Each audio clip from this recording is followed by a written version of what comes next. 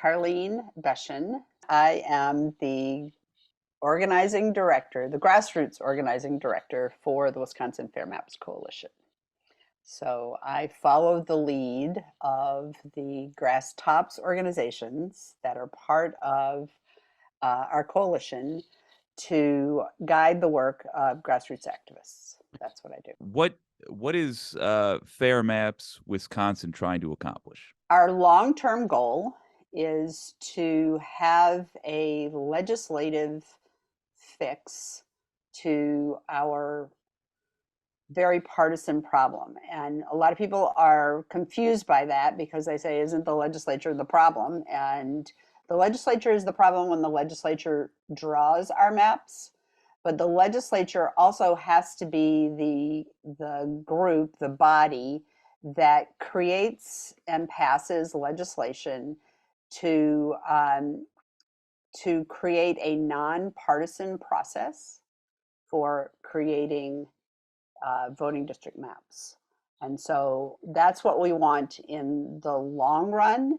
There are folks who would like to see that happen through a constitutional amendment. There are folks who'd like to see that happen through legislation that creates something similar to the Iowa model, but adapted for Wisconsin's difference in demographics and other kinds of things. But that's what we'd like to see long term, a nonpartisan process for creating legislative voting districts. So that would be like an independent. Are you saying like an independent commission that would draw the maps? So there are a lot of different models that have been successful. The longest term and the one that we have talked about the most here in Wisconsin is the Iowa model, which was put into place in Iowa back in the 80s by Republicans. And it uses civil servants, much like in Wisconsin, our Legislative Reference Bureau, to hold hearings, to hear from folks all around the state, and to create legislative maps that they then present to the state legislature for passage and then are signed into law by their governor. Our constitution in Wisconsin reads much the same, except we don't have a model, right? I mean, we don't have a nonpartisan body that does that interviewing. As a matter of fact, we don't have anybody that does that interviewing legally. And so what has happened here historically is 1971 was the last time that there was any kind of bipartisan cooperation in Wisconsin to create legislative maps. In 81, 91, 2001, there was disagreement, bickering. The different chambers of the state legislature were held by different parties, or the governor was different. The maps didn't pass. And federal judges created the maps for the state of Wisconsin in those three census cycles and the redistricting that comes after that. In 2011, Republicans held the trifecta. They had the governorship, the state assembly, and the state senate, and they created the maps. And they created maps that were very gerrymandered. But I cannot let Democrats off the hook here, because in 2009, they had the opportunity to pass nonpartisan redistricting legislation. It had been proposed. They looked at the 2008 maps from Wisconsin, which were very blue. Obama won here very big. And they thought they would be the ones to draw the maps. And they did not want to give up that, opportunity for drawing the maps the way they wanted to draw them. Yep. And so the maps were gerrymandered initially in 2011, and then even more gerrymandered in 2021. It seems like the apple in the Garden of Eden, where every time a political party's in control, they want to take a bite of that gerrymandering apple, but it leads to no good. So the three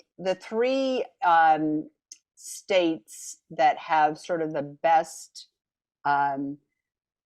citizen commission are Michigan, which is new for you, Yes. Colorado, and California. So they have an independent citizen commission, and that is They're not political appointees. They have a process by which they are chosen, etc. And they've had the most success in creating maps that reflect the electorate. And Iowa has a system, going back to them because that's the kind of what we've talked about here most often in Wisconsin. They've created maps that civil servant agency has created maps back to the 80s. So 80, 90, 81, 91, 2001, 2011, 2021 that have never been taken to court. They get, they create, the state legislature can reject the maps and they can modify them some. So in this last time, for instance, the state legislature rejected them twice. If they reject them a third time, then the legislature takes it on to create them. But the third time, they pass them. That has happened with Republican majorities in their state legislature and a Republican governor. It's happened with Democratic majorities. It is not foolproof. I mean, certainly there are problems with anything, but they don't have gerrymandered maps. And what can I say? They don't. So that's what we would like to have here in Wisconsin, a situation where our representatives are representative of the electorate. So just to be crystal clear, when you're talking about who draws the maps, you're talking about an independent commission, correct? A nonpartisan commission or a nonpartisan body that would do that. So in other words, not political appointees. Okay. Whether it's an independent citizen commission or a civil servant agency, like for us in Wisconsin, the Legislative Reference Bureau, not political appointees. So in other words, not 3 Democrats, 3 Republicans, 3 independents, not that. Interesting. Because then they come at it from their political space, and I see. They're not really thinking about the electorate. They're thinking about their party position, and so that's like off the table. You run the risk then if you've got 3 Democrats, 3 Republicans, and a deciding vote. You run the risk of there always being 3 votes for what the Republicans want to do, 3 votes for what the Democrats want to do, and then it's really just decided by the rando. Right. Okay. And I would venture to say it's not a risk. It's probably a good chance. I mean, if I had to lay money on it, if I was a betting person, which I'm not, but if I was, I would say, yeah, that's exactly what would happen.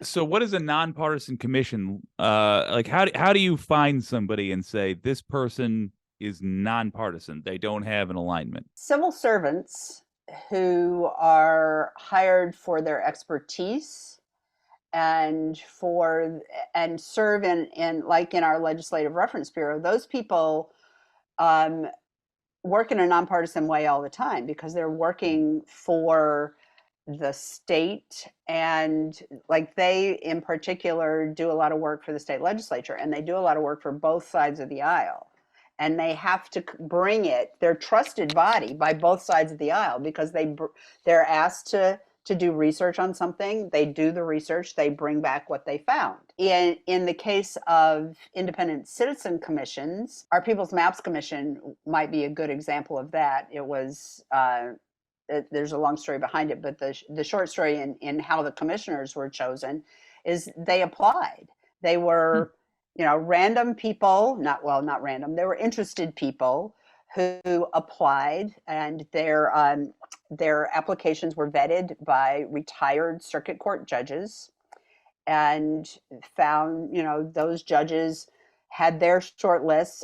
Actually, I don't know this. I didn't talk to them. I'm assuming this. This is totally assumption on my part. Fair enough. They vetted those applications. They came to the meeting with their other judge colleagues and went through the applications. They were charged with choosing a commissioner from each of our federal congressional districts. So there were 8. We have 8, and then they chose 1 more. So it would be a 9-person body in case they determined that they were going to make decisions by voting, that it would be an odd number. And then those people were interviewed and became the the commissioners. How can somebody within the state of Wisconsin fix the gerrymandering problem? What is something a resident of Wisconsin can do? Right now, we have maps in place that were imposed on us by our state Supreme Court in April of 2022. Those maps were used for the last election in November 2022, or the last November election. We have just had a Supreme Court election where Justice Janet Protasiewicz was elected. So she's Justice-elect now. She was a circuit court judge in Milwaukee. And she has expressed an openness to hearing a case about the maps. Now, can regular folks do a whole lot about a Supreme Court case, or whatever's happening as it relates to litigation there? I think becoming informed is a really important thing. But the other thing that's happening right now, which is a consequence of our gerrymandered maps that's really important for people to be involved in, is the biennial budget process. So the Joint Committee on Finance is holding hearings. There's one more next week, and they're also accepting written testimony about what people want to see in the budget. And the reason why this is important is, just like the federal committees at the state level are made up of a balance that reflects the electeds in the state legislature. So our Joint Finance Committee is very skewed toward Republicans. And I don't want you to get the sense that I think Republicans are bad. I don't. I think Republicans and Democrats need to learn to collaborate, and that's the piece that I think that nonpartisan maps would have. So this actually brings up in our budget process many of the issues that Wisconsinites across the political spectrum agree on, like fully funding public schools, like shared revenue for municipalities and counties. I happen to be on the village board in my municipality, and I'm getting calls all the time about how much we're spending. And I'm like, well, if we have more revenue back from the state, it would be a little different. Mental health issues, all kinds of things that people across the political spectrum agree on. Doing something about PFAS and water, on and on and on. So it's about connecting the dots between what's not happening in our state legislature and gerrymandered maps, or the kinds of legislation that is being proposed in our state legislature and gerrymandered maps. So we have general agreement on Medicaid expansion. We're one of 10 states that has not expanded Medicaid, even though we have like 82% of the population thinks that's a good thing. We have not implemented universal background checks on gun purchases, even though there is better than 82% agreement on that, even among gun owners. So there are lots of things that are being addressed and not addressed by our state legislature in the budget and in other places. And so the budget right now is a big place where people can advocate for the things that they think should be in the budget, and then link them to the reason why they're not happening, because they haven't happened now since 2011, to these gerrymandered maps.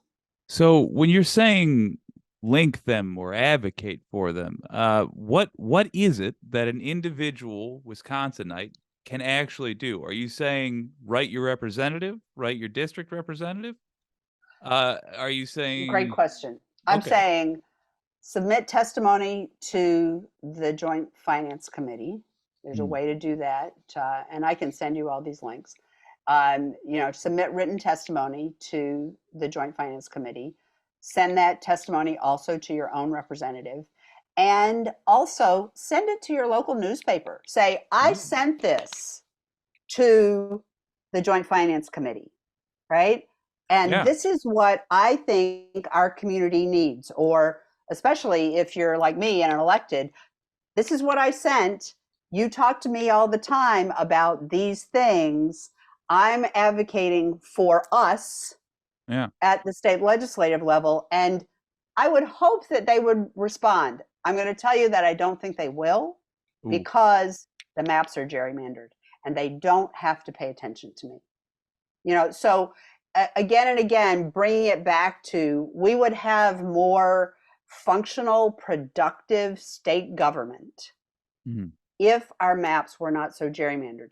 We would not be standing in front of this dais of folks who are not really paying attention to us, because, no kidding, they're on their phones like this,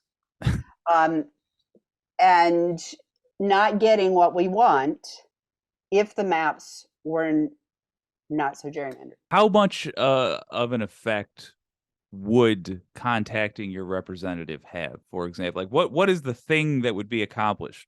Do we need somebody to start a suit? Do we need a new court case made? Is an existing court case going to be brought in front of the Wisconsin Supreme Court? How can we take So advantage of this change? there has been an indication by the law firm Law Forward that they plan to bring litigation after August. Hmm. So I think, I'm not a lawyer and I can't speculate, because that's exactly what it would be, speculation about what will be involved in that lawsuit. It will be brought in state court rather than federal court, since the Supreme Court has made, the U.S. Supreme Court has made it clear that they're not interested. And ironically, my home state is North Carolina, and the Rucho versus Common Cause case that sort of slammed the door on the Hmm. U.S. Supreme Court doing anything about partisan gerrymandering came from North Carolina. So I'm just like, okay, That help me hurts. with this. It hurts. It's like a gut punch. I do think that there will be litigation. As a matter of fact, I'm certain there will be litigation. And that it will be in state court. Now, whether they start in a lower court and work their way up for discovery, whether they go directly to the Supreme Court, I don't know. I really don't know. But I strongly suspect that whatever they do is going to be based on things that will keep them out of federal court. That's that's kind of a no-brainer, given where the me as a layperson can see that. What do you think the odds are that the districts are redrawn by 2024? And is there anything anybody can do to speed up that process? Well, there are a lot of maps that were drawn, lots and lots of different maps that were drawn going into this process. Now, the way we got these maps, and it's worth saying, is that when our state Supreme Court determined that they would be the court of original jurisdiction, they did a little bit of questioning of the potential plaintiffs in the case. And what was, should we use a loose change approach? Should we consider partisan lien? Should we be proportional? Blah, blah, blah, blah, blah, blah. They ultimately decided to use a least change approach. Now, that meant a least change to the already very gerrymandered maps. Yeah. So any proportional maps that we had created, and believe me, we had created a lot, because I worked a lot with the People's Maps Commission and voters to create maps. I mean, we submitted hundreds of maps, almost 1,000 community of interest maps to the People's Maps Commission. When that least change approach decision was made, that meant we just had to throw all of those out. Oof. Including the governor having to throw his out and come up with something that was the least change from those very gerrymandered 2011 maps. Now we have even more gerrymandered maps from 2021. So, we don't want to change those maps. We don't want to do a tweak here and there to the, well, I should say, I don't want to do that. And the people who are engaged in this movement don't want to just tweak those maps, because they're terrible. We want them gone and we want to start over. And there's a lot of places to start from that we had back in October of 2021 that could be potentially used. Now, will they use any of those? Will they propose any of those? I have no idea, but they do exist already. So what are the odds that they're going to be implemented? that fair drawn districts, in other words, are going to be implemented by the next election So in I time am to be the relevant. eternal optimist. Hmm. Absolutely, the eternal optimist. My father taught me to live in hope. Right. Okay. So my hope and my best case eternal optimist says they hear the case in August.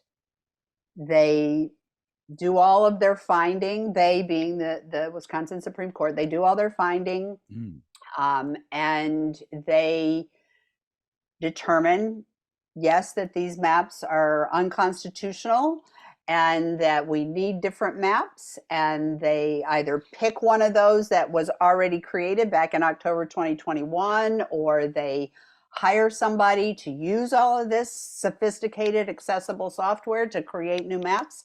And they have them in place by April of 2024. They did that October 2021 to April 2022. That happened already. It's not that it can't happen. That timeline is a doable timeline. Okay. And then we have new maps for our 2024 election. That's and and again, I want to go back to, this is coming from a nonpartisan place, okay? Yeah. Because maps, no matter how they're drawn in this state, are going to favor Republicans. I do not begrudge Republican seats. Admittedly, I vote as a Democrat, and anybody who looks at my personal Facebook page will see that. But that said, I don't appreciate it when people win by cheating. Yeah. And gerrymandering is cheating. Bottom line, it's cheating. It's skewing Truth. things so that you can't lose. And we know, that Vegas dealers do that, and there are people who've been, ousted from sports halls of fame for throwing games so that they would win and they would have power, or they would have money or whatever. It's cheating. Period. End of Truth. story. So maps new maps for 2024 would probably still have a Republican advantage in our state legislature. It would probably be more like this than this. Yeah. And that's important, because if you're like this, you got to talk to those people. If you're Yeah. like this, You don't have to. You don't have to negotiate. You don't have to legislate nothing. for. Yeah. And who loses? We do. The residents of the state, we lose. Absolutely. Well, what can people outside of Wisconsin do to help people in Wisconsin get fair maps? That's a really good question. Continue to support the people who live here, assuming you know some people who live here. I think there's also ways to donate. My fiscal sponsor is the Wisconsin Democracy Campaign. I am guided by the lead team of our coalition, which includes the League of Women Voters and Common Cause and the Farmers Union and All Voting is Local. Lots of pro-democracy or nonprofit, nonpartisan organizations meet on a regular basis to guide the work that I do with the grassroots. But my fiscal sponsor, so the people who collect money to pay for that work, is the Wisconsin Democracy Campaign. But there are also other organizations that are doing this work. The League does, Common Cause does. Law Forward is the law firm that it plans to bring the litigation, and that's pretty much out there in the media. They said so right after the election. So that's another place if you're so inclined. As not being a voter or a resident of the state, there are not a whole lot of ways right now to be supportive other than to donate and be informed. I think being informed is a really important piece that we often overlook, Yeah. and is what I, as a grassroots organizer, help activists do with resources and things for educating voters through social media, through letters to the editors, I was saying before, through postcard writing and that kind of thing. Well, it sounds like donating for sure, and also taking the time if they've got family in Wisconsin to reach out and inform them if their family isn't Absolutely. particularly informed. Would you say it's accurate? This is an accurate thing I've got, that the processes are underway to redraw the maps in a more fair manner. Yes.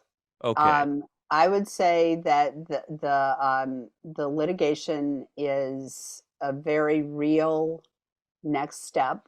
Mm, It's going to happen, and as I said, I'm the eternal optimist. I'm very hopeful that it will be effective. But that does not, that's a short term fix, right? mm. That just fixes it for this cycle. And I Yeah. think that we can expect that there will be more litigation. I think there'll be, probably appeals and other attempts to thwart a decision. Um, so our best bet is a long term fix of getting legislation passed, Okay. and I don't foresee that happening until we have a more balanced legislature. It's a bit of a chicken and egg situation because you're without fair maps, you're not going to get a balanced legislature. But without a balanced legislature, you're not going to get a process for fair maps put in place. Mhm. So it sounds like this upcoming fix is so crucial because it increases the odds that in the next election you'll get a fair legislature, which will allow people to draw fair maps or to change the Correct. process by which the maps are drawn. That is correct. So So it's it sounds like 24 is important. yes, yes. Okay. Well, this litigation is really important, and 24, assuming we have better maps, will be really important. Or whenever we get them, I am convinced that we will get them. We cannot be ignored forever. Yeah. It just can't happen. And I think if you're keeping up with the national media at all, which I'm sure you are, there's a lot out there that says Republicans are waking up, and there are a lot of moderate Republicans who have been engaged in this as well. There were Republicans who were part of the People's Maps Commission that really want to see something that is fair and reflective of the electorate. So this is not about getting a Democratic map. Yeah. It's about a fair fight. That's right. To a representative, to your knowledge, what is would like 5 phone calls and emails be something they'd be impressed by? Would Oh 10 yeah, be something? yeah. Yeah. All right. 5 to 10, and I think encouraging people that to do the same, because then Beautiful. it grows exponentially, right? I mean, if I do 5 and you do 5, and we each reach out to 2 of our friends and ask them to do 5, that's already we've I could probably figure out that math equation, but we've already made a bigger impact than just our own 5, because Beautiful. we've asked people that we know. I want to just throw out our website. Please It's do. fairmapswi.com. Fairmapswi.com. There's a place there to sign up to get our weekly update, to take action, to sign the petition, to, all kinds of resources there. And the weekly update comes out every week. Actually, beginning in May, it's going to come out every other week, because we're kind of in a little bit of a slow period now for direct action that people can take. And if you are in Wisconsin, I can't say enough how important it is to help connect the dots for people. Because if folks live in a very red area, and no matter how the maps are drawn, they're going to elect a Republican, or if they live in a very blue area and they're always going to elect a Democrat, that's a lot of times they say, well, this doesn't really impact me, because no matter what, the person I'm voting for is being elected, and they're not connecting it to the legislation that either is passed and vetoed by the governor, or is not passed, or even there are a lot of bills that never even get a committee hearing, and Mm, people say, the legislature is broken, and they're right. mm. They're absolutely right. And so, connecting those things so that people understand, it's nothing's getting done because the maps are so gerrymandered.